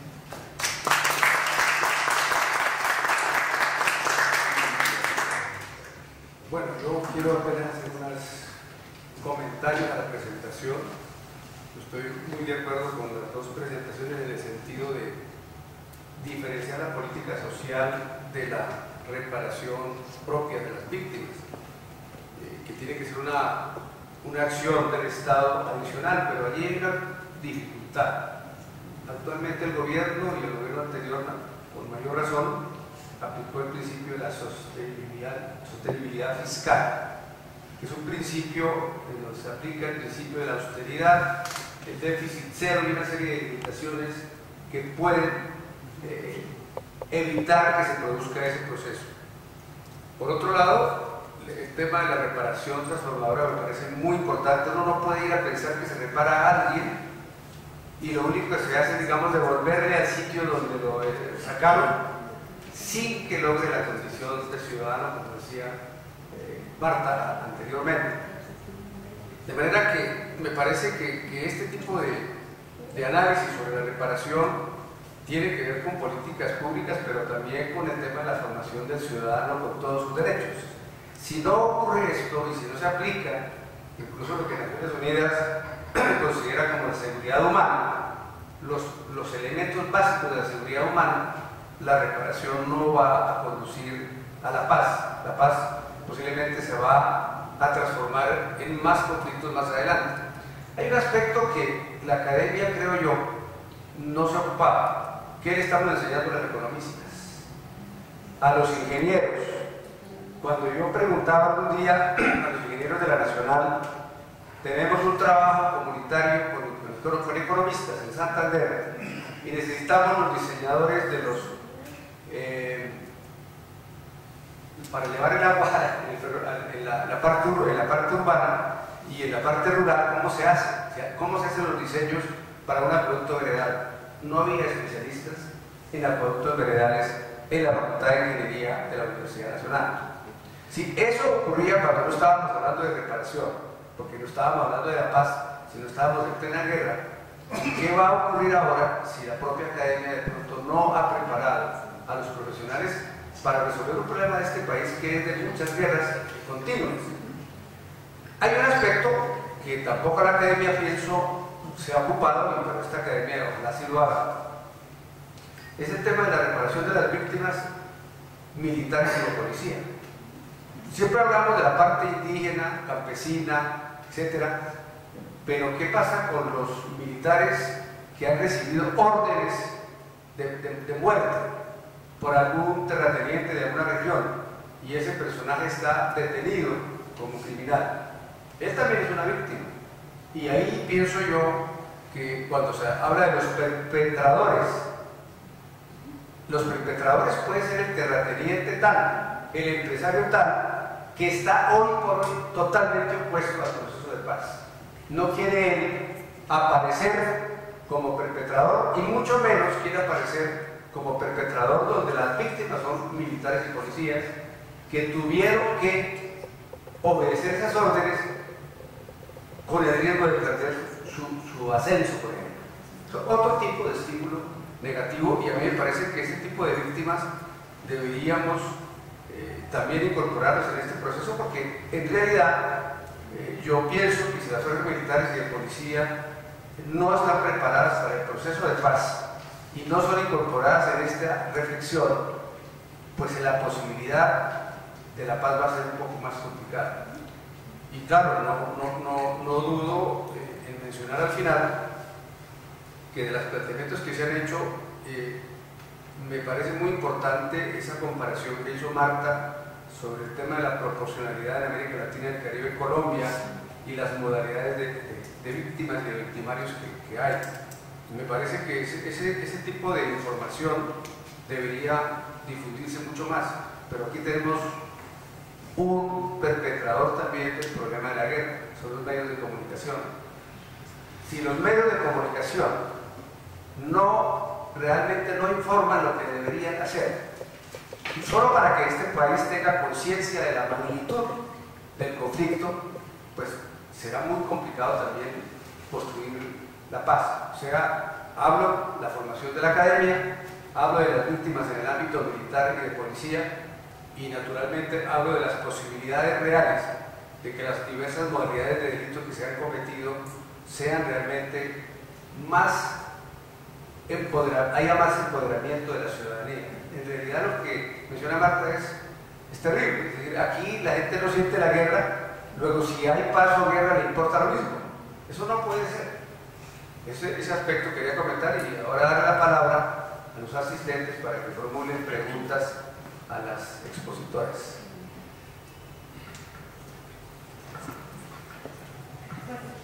Buenas noches. ¿A quién?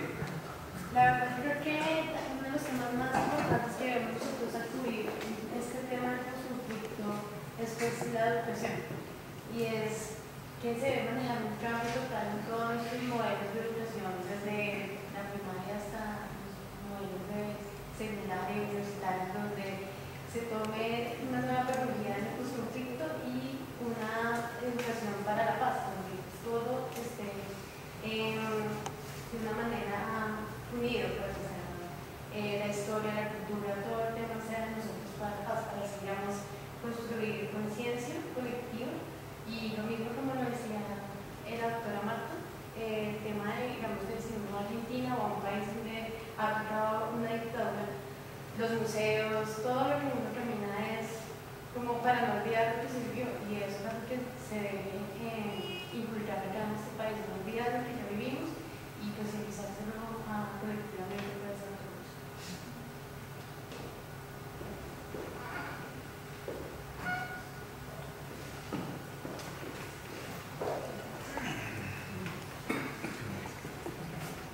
Muchas gracias, muy buenas noches.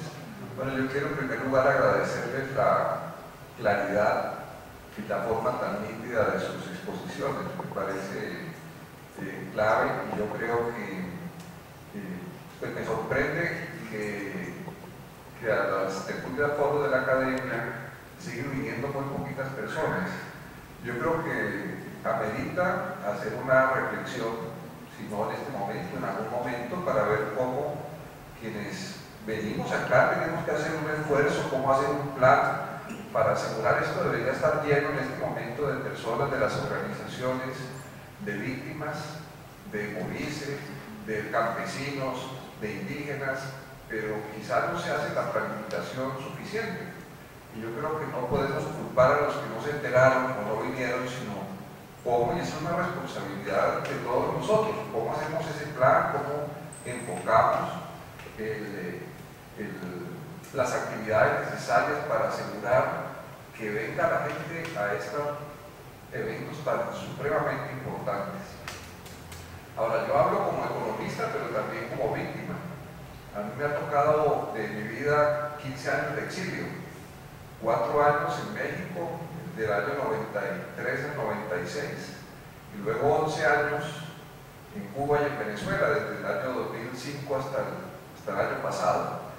Entonces, eso último que decía me toca a mí muy directamente, ¿no?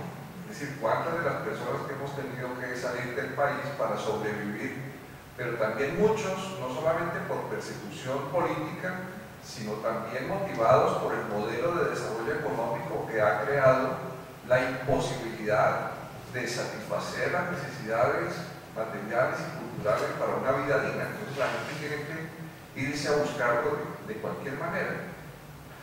Ahora, yo creo que esto último de qué pasa con las políticas públicas, yo estoy trabajando ahora en el Departamento Nacional de Planeación por un acuerdo entre las organizaciones indígenas y el gobierno nacional, precisamente para, es un acuerdo que se hizo en el año 2015 sobre el Plan Nacional de Desarrollo de 2014-2018 en el marco de la consulta previa, libre e informada del Plan de Desarrollo.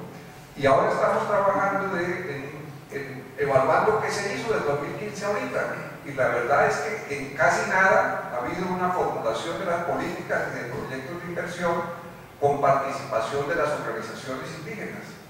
Y estamos entonces empezando una ruta para reunirnos con los diferentes ministerios, las oficinas de planeación, para evaluar qué proyectos de inversión hicieron en 2016, 2017 y tal para 2018 y formularlos de 2019. Y bueno, en este momento estamos encontrando una receptividad para construir conjuntamente esos proyectos de inversión. Yo creo que por ahí es la ruta, porque si los proyectos de inversión se hacen sin la participación de los sujetos sociales para quienes supuestamente van dirigidos, lo que hay una deformación total o un negocio donde priman los intereses de unos u otros ejecutores o la ignorancia de diferentes personas, no necesariamente que son culpables, sino que también son víctimas, porque aquí la formación de los economistas, de los ingenieros de los últimos 30 años ha sido completamente orientada a aspectos puramente técnicos y a una separación prácticamente total de las ciencias sociales, de las ciencias físicas, naturales y exactas. Entonces, ese es un punto que me parece clave, que tenemos que desarrollar un proceso de formación mucho más completa y volver a desarrollar desde la academia y desde las instituciones de todo tipo y desde las organizaciones sociales un enfoque de la vida y de la sociedad que nos permita tener una integralidad y desde esa integralidad formular los proyectos. Gracias.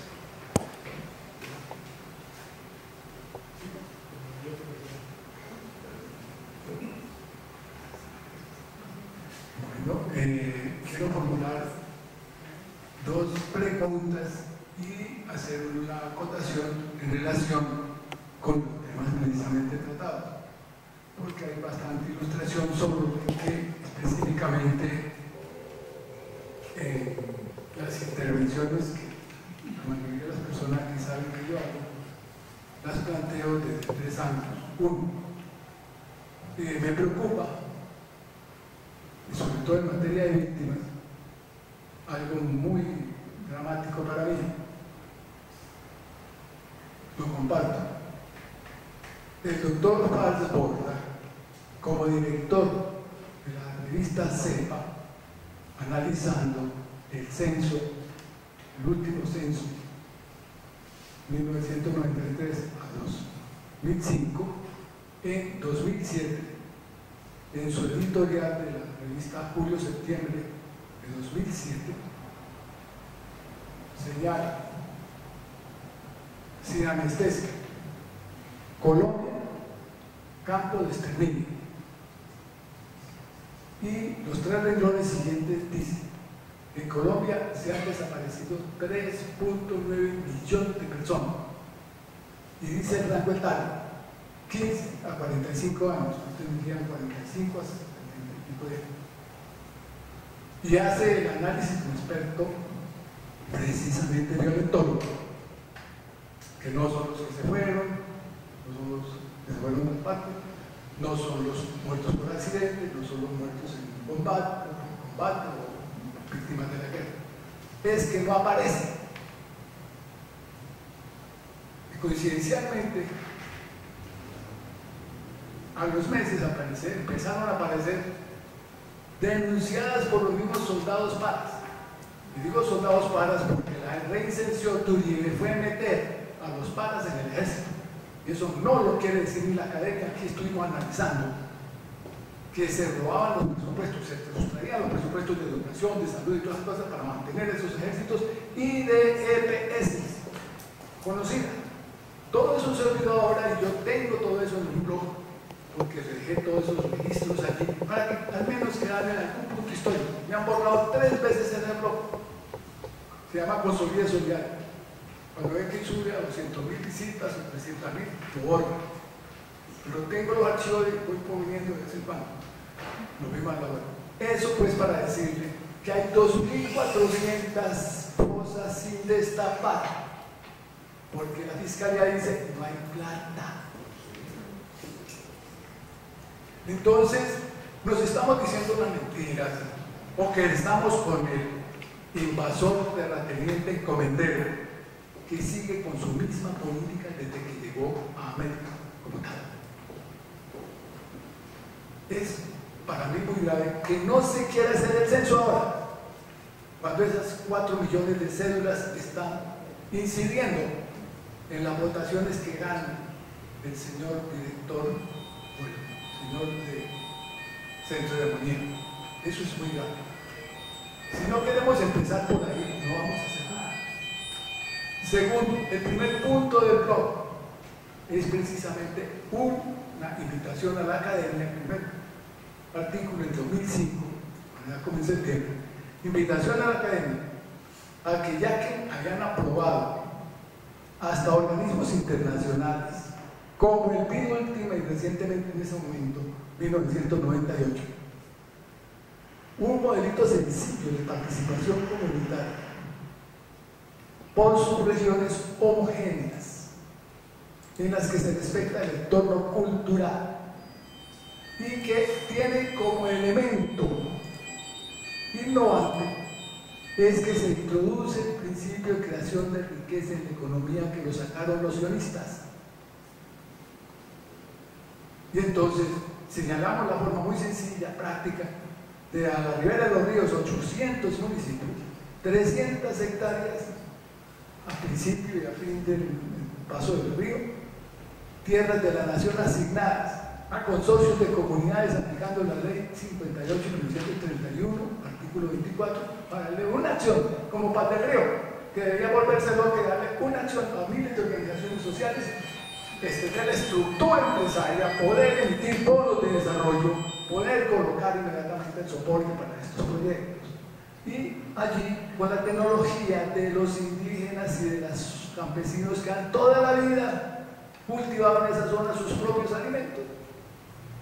En el modelo que me aprobaron, escogíamos a las personas que hubieran hecho 50, 60, 80 cosechas para que fueran los bioproductos en esa zona y articulando. Estuvimos trabajando muy bien, me sacaron los paros, porque aquí no me voy por la mano por víctima, me sacaron de Macarena, en alianza con el CORA, en alianza con la alcaldía en ese momento, el señor Botero, en alianza, después fue gobernador, el secretario de Agricultura en Cartagena, en alianza con el obispo, porque yo estudié Pacur y me salí porque no me dejaron hacer desarrollo de los pueblos y me salí inmediatamente, me habían preparado para hacer desarrollo. Ustedes saben cómo prepararon con el profesor de Camilo Torres, por favor, que hizo con Purón Progreso. Esos modelos concretos los encontré botados en la costa y estuve desarrollándolos en 6.900 hectáreas, que son las primeras tierras compradas a terratenientes siendo baldíos. Llenaron de plata los terratenientes en la costa de la ley 135 y 161. Usted vende todos los terratenientes. Eso fue el gran negocio, es el verdadero negocio de la reforma agraria. Pero eso no se dice. Yo lo digo y hablo de marginalidad estructural e histórica por eso mismo. Y en este momento, la innovación científica, tan sencilla. Volvieron los cepelines, ya no necesitamos carreteras. Se están desmoronando. Ya nos hacen, ya dicen, ya tenemos 10, 20 máquinas sacando derrumbes. ¿Qué se están derrumbando? Las cordilleras, por favor, donde está el 80% de la población todavía. Y más le estamos concentrando ahora con el conflicto, porque es el modelo. Es el modelo de toda América Latina, ustedes lo saben. ¿Para qué? Los terratenientes de todas partes hacer su negocio siempre. ¿Para qué? Para los negocios, eso es los industriales.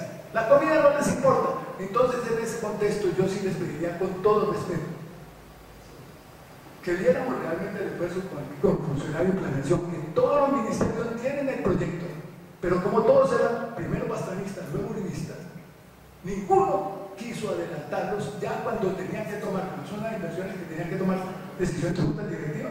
Entonces, ¿no?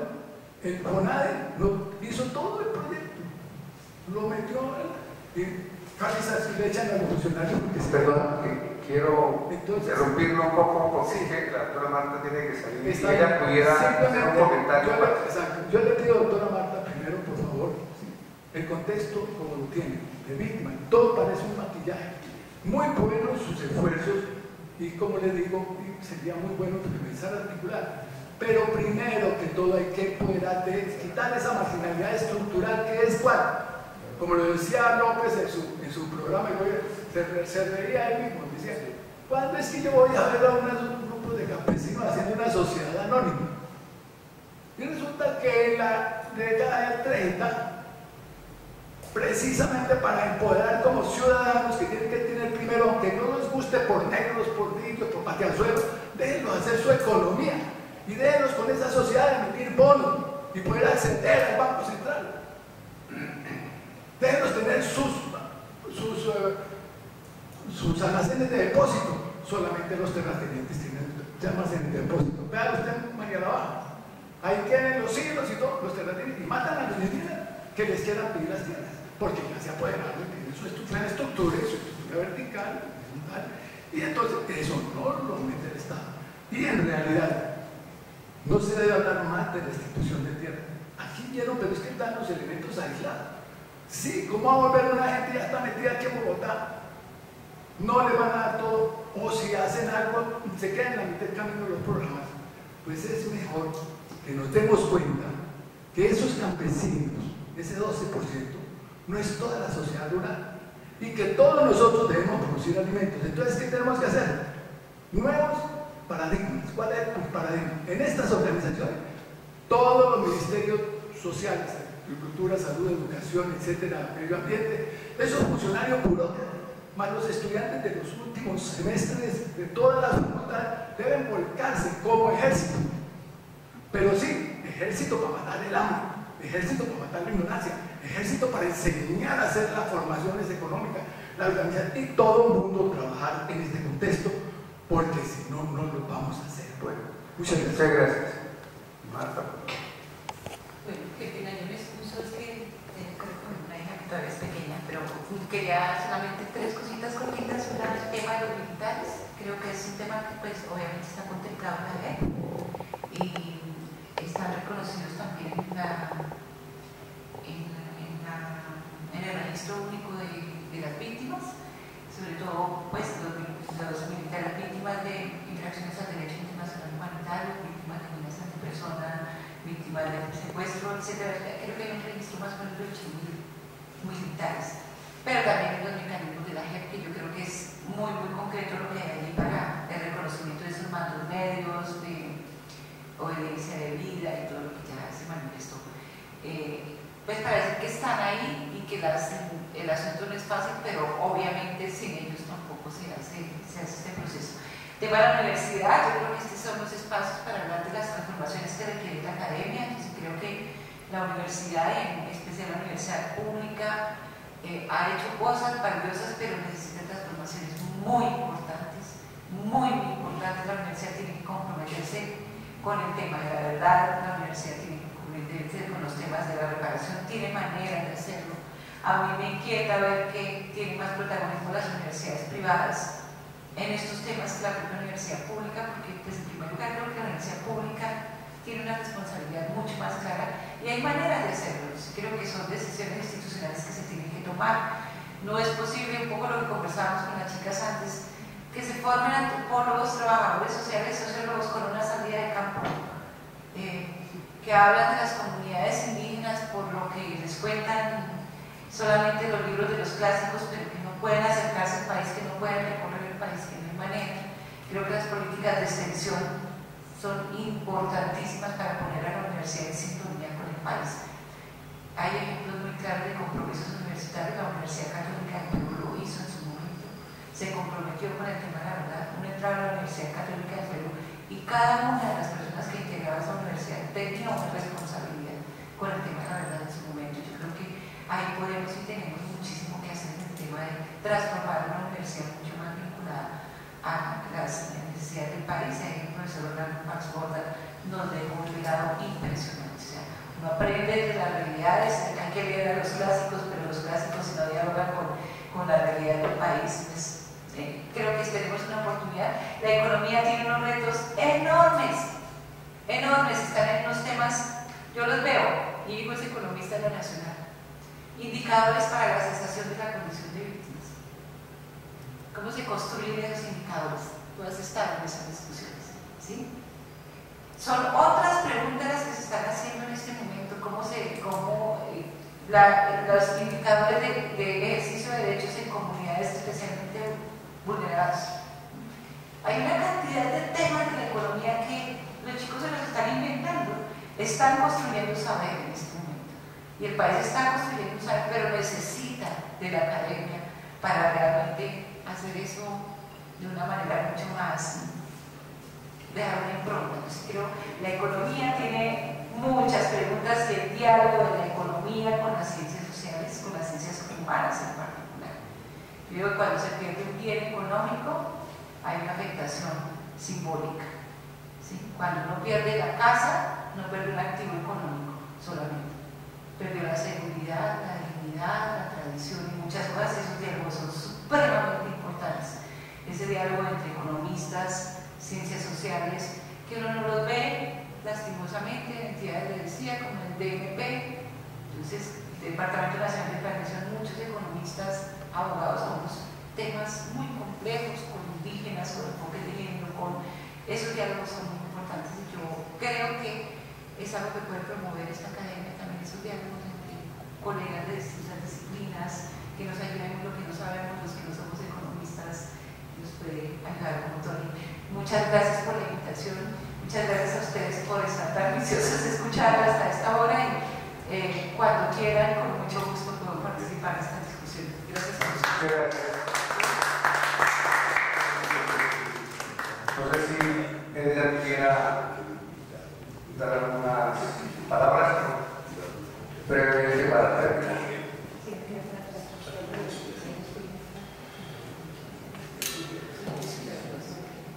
Bueno, en primer lugar, quiero manifestar mi complacencia y felicitar a nuestras dos expositoras que en realidad con gran lucidez y con criterio científico nos han planteado el problema de la victimización. Yo celebro, a diferencia de mi directo colega Enciso, que no estén aquí las víctimas, que no estén los indígenas, etcétera, etcétera. Porque la sensación que queda, y debemos tomar conciencia de eso, en términos positivos, es que el proceso está en crisis. Ha habido, y tengo elementos de juicio para decirlo,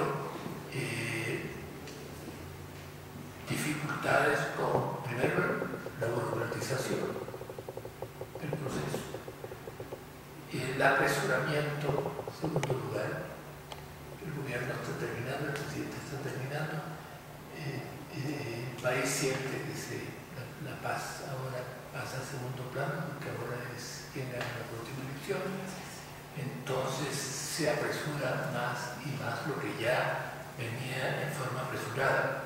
Hay improvisación por todas las cosas que se han dicho. Es una experiencia, la experiencia del posconflicto no la hemos tenido por lo menos entre las dos últimas generaciones. Históricamente sabemos que las anteriores tampoco la tuvieron porque no hubo reparación. Entonces estamos improvisando forzosamente. Nadie en este momento puede declararse sabio en materia del manejo de esta difícil situación. Hay el problema de los saboteadores de la paz, que por todos los medios van a desviar el debate y el esfuerzo que se está haciendo el Estado, está haciendo la FARC, hacia la definición del nuevo presidente. Y estos prácticamente significan dejar un tema tan trascendental como es la paz después de medio siglo de guerra, dejarlo atrás, pasa a segundo lugar, y ese es, en mi opinión, quizá el obstáculo más grande. Los demás se podrían resolver si podemos alargar los plazos como ya empezó a aplicarse. Como no se tuvieron en cuenta los plazos reales, pues ahora se están alargando y alargando. Se podrían arreglar, pero ese que he planteado no se puede arreglar. Y así he tomado nota de una serie de factores que son factores que definen en realidad una crisis en el proceso de pacificación y de ingreso al posconflicto. Ahora, frente a eso, cabe una explicación. Tenemos que buscar una explicación. Mientras escuchaba a las expositoras, pensaba en que efectivamente las conversaciones y los acuerdos no se hicieron entre los dos grandes protagonistas de la guerra, se hicieron entre la FARC y el Estado. Pero el Estado no es el dueño de la guerra y no es el dueño de la paz. El fuerte y contundente establecimiento político-económico del país no está presente, no estuvo presente en el proceso. Así que es por esa razón, tenemos que empezar a pensar que las cosas no pudieron estar bien hechas. Era necesario que esto fuera directamente entre la FARC y el establecimiento, para que haya el reconocimiento. En segundo lugar, pienso que las FARC han entendido con todo derecho a que este es un acuerdo de victoria. Y inclusive lo oí hace 2 o 3 días que no se pudo destruir al ejército y a las Fuerzas Armadas, pero que el Estado tampoco puede destruir a las fuerzas combatientes de la FARC. En ese plano, pues la FARC logró colocar prácticamente sus más importantes reivindicaciones. Cuando uno lee el acuerdo, ve que ahí está realmente un avance grandísimo en términos de las reivindicaciones. Pero estas reivindicaciones no las ha reconocido el establecimiento. Entonces ahí vemos una dificultad.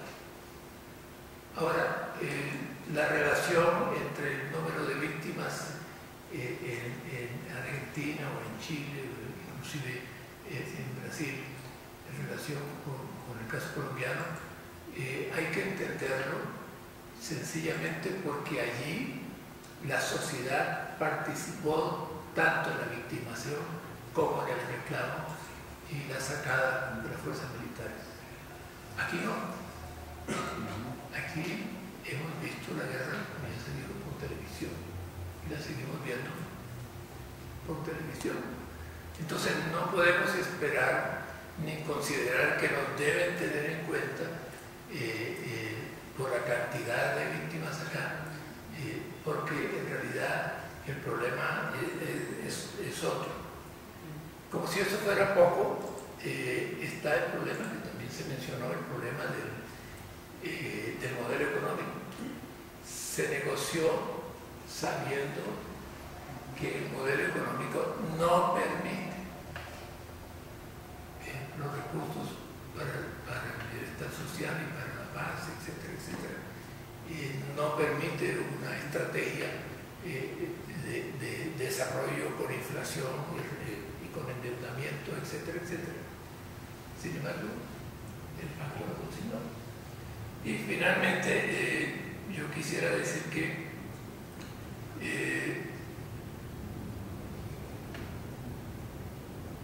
mientras ese problema no se resuelva, mientras, no aquí en la academia, mientras las personas más y las fuerzas más comprometidas con la negociación de la paz no entiendan el proceso entrará cada vez más en crisis.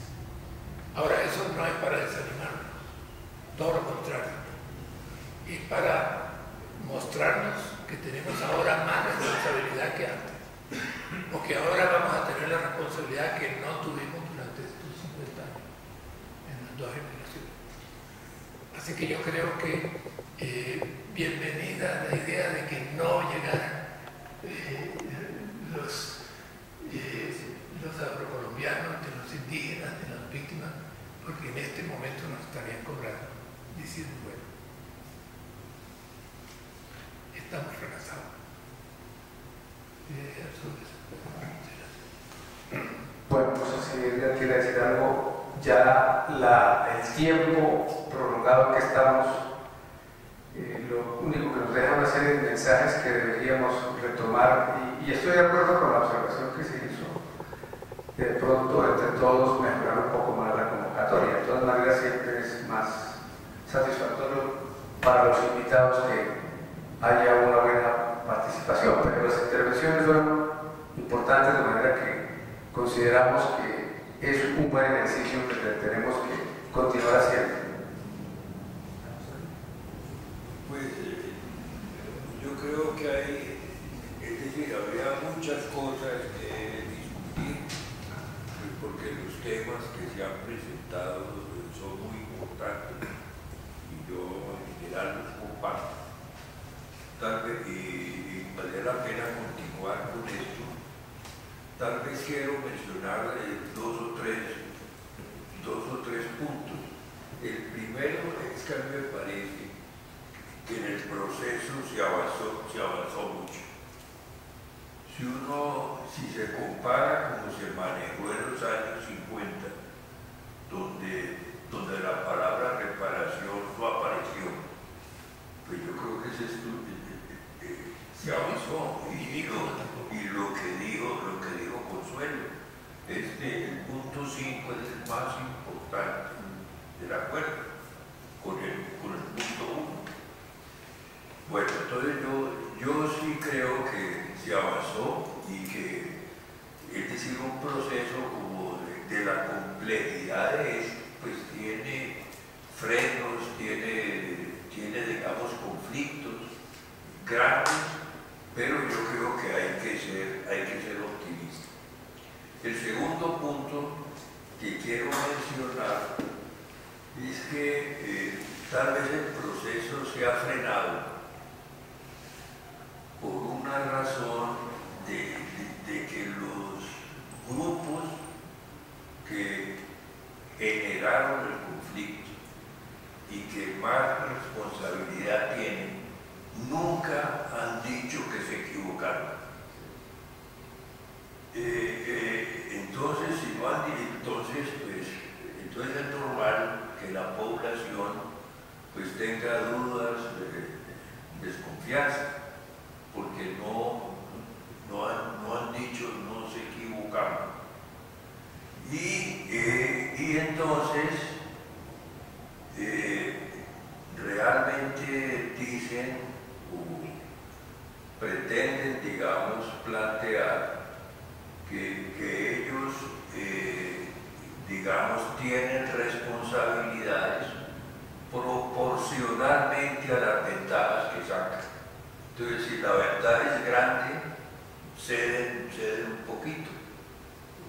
Posiblemente hubiera sido más útil si inicialmente hubieran dicho tenemos responsabilidad, nos equivocamos, digamos, todos los actores. Y ahí entonces comenzar la negociación. Ese es otro punto que yo quería mencionar.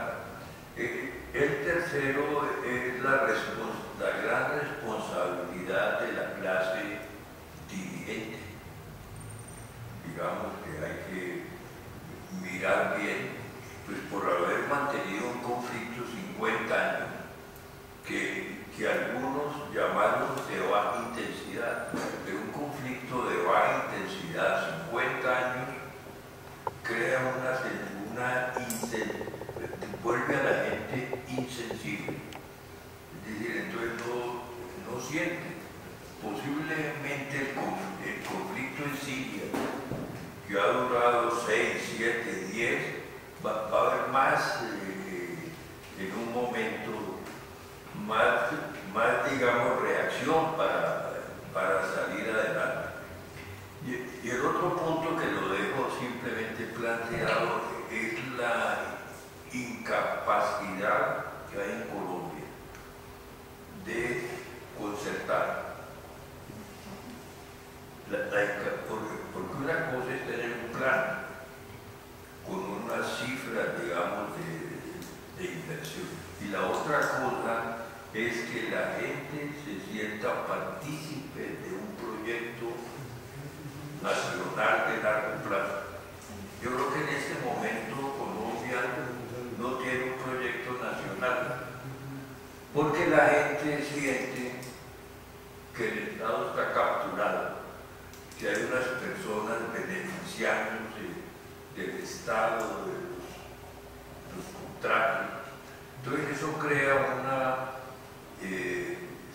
sensación de desconfianza, ¿no? Se desconfía del Estado, los colombianos desconfían de sus semejantes. Pues una cifra que me pareció impresionante es que de cada 10 colombianos, 9 pagan en efectivo cuando hacen un negocio.